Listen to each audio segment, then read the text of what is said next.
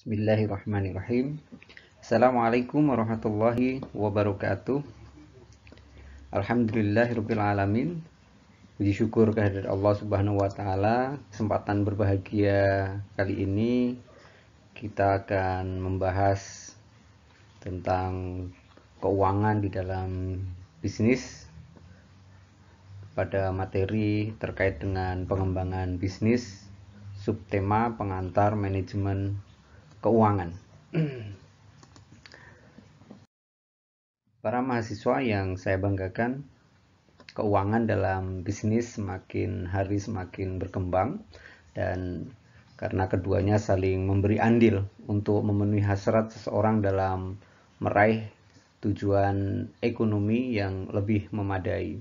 Meskipun uang bukan segalanya dalam tujuan hidup, bahkan berbisnis tidak selalu terkait dengan uang, tapi dengan uang seseorang dapat berbuat banyak hal, termasuk bersedekah atau membantu orang lain.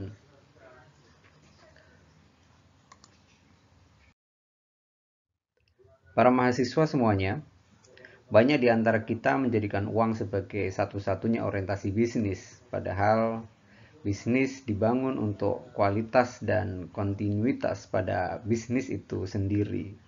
Maka pemaknaan di dalam berbisnis tentu punya orientasi yang jauh lebih besar, yaitu tentang bagaimana hubungan antar sesama manusia, hubungan sosial, dan hubungan diri dengan Tuhannya. Kemudian,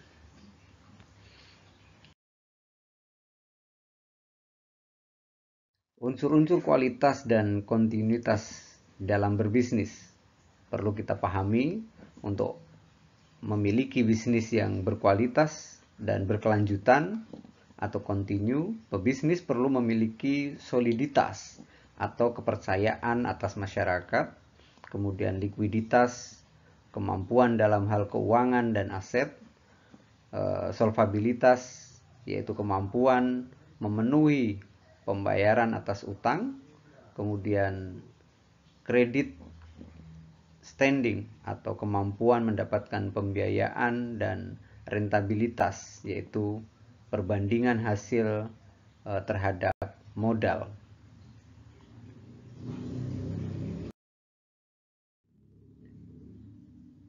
Yang pertama yang kita bahas adalah tentang soliditas, yaitu kepercayaan masyarakat terhadap bisnis yang dapat dilihat dari segi soliditas moral atau kepercayaan atas moral pelaku bisnisnya, kemudian soliditas finansial atau ketepatan dalam meletakkan investasi bisnis atau investasi perusahaan sesuai dengan bidang bisnis yang ditekuninya.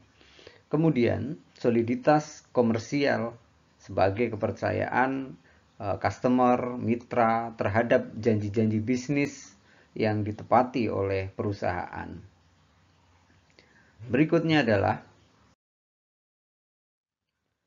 bisnis dengan kemampuan keuangan dan aset yang baik akan dikatakan sebagai perusahaan atau sebagai bisnis yang liquid, yang di dalamnya meliputi likuiditas atas bisnisnya, likuiditas perusahaan, dan likuiditas atas aktiva. Likuiditas bisnis yaitu kemampuan bisnis melunasi utang-utang yang jatuh tempo, yaitu utang-utang yang dimana perjalanan bisnis tentu berhadapan dengan banyak hal termasuk utang, maka bila sudah jatuh tempo perusahaan mampu untuk melunasinya. Kemudian likuiditas perusahaan yaitu kemampuan perusahaan untuk melakukan pengeluaran atau penyediaan alat-alat lancar tepat pada waktunya guna kelangsungan proses produksi. Artinya perusahaan siap di dalam membackup segala hal terkait dengan proses produksi. Yang ketiga adalah likuiditas aktiva, yaitu kemampuan suatu aktiva atau aset yang kemudian dijadikan uang atau dirubah menjadi uang tunai, bisa dijual ataupun bisa ditukar dengan berbagai aset yang lainnya, tapi intinya lebih banyak dijadikan sebagai uang tunai pada waktu tertentu, sehingga aset itu bernilai dan bisa dicairkan dalam bentuk nominal uang. Mahasiswa semuanya, solvabilitas.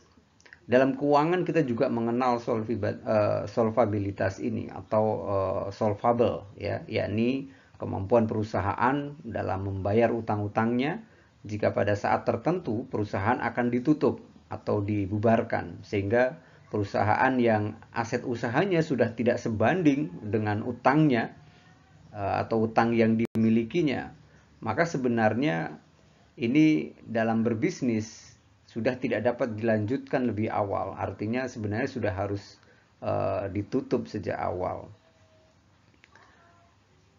Kemudian credit standing atau juga dikenal dengan credit worthiness, ya, atau kepercayaan dari pihak investor maupun dari lembaga keuangan dalam memberikan pembiayaan, dan ini merupakan bukti bahwa sebuah perusahaan telah memiliki soliditas, likuiditas, dan solvabilitas yang baik pula.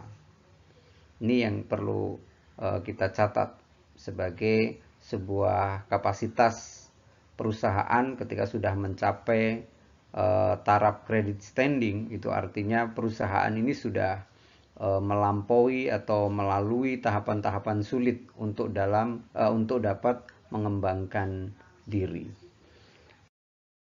Kemudian rentabilitas. Sumber daya manusia atau SDM dalam perusahaan, mereka-mereka yang kreatif dan profesional merupakan sebagai aset yang berharga bagi perusahaan. Kenapa seperti itu? Karena mereka mampu bekerja secara efisien dan produktif. Maka hal inilah yang dapat meningkatkan benefit cost ratio atau BCR, ya, yang dijadikan sebagai ukuran bahwa perbandingan antara keuntungan dengan biaya akan tinggi atau lebih besar dari 1. Maka inilah yang kita sebut dengan perbandingan antara hasil dan modal. Kita juga kenal di dalam keuangan bisnis, yaitu pembiayaan.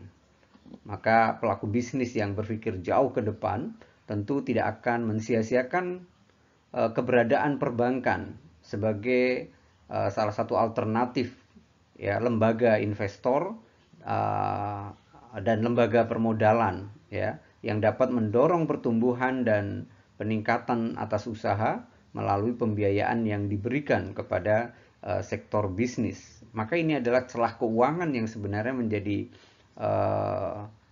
sebagai jalan untuk melancarkan perusahaan, mengembangkan dan meningkatkan bisnisnya. Mahasiswa semuanya, kita juga kenal di Indonesia ada lembaga keuangan konvensional dan juga ada lembaga keuangan ataupun bank syariah, ya. Di dalam perbankan, khususnya bank syariah, dapat memberikan permodalan atau pembiayaan dengan berpedoman pada syariat Islam, ya, namun tetap mempertimbangkan prediksi perolehan keuntungan baik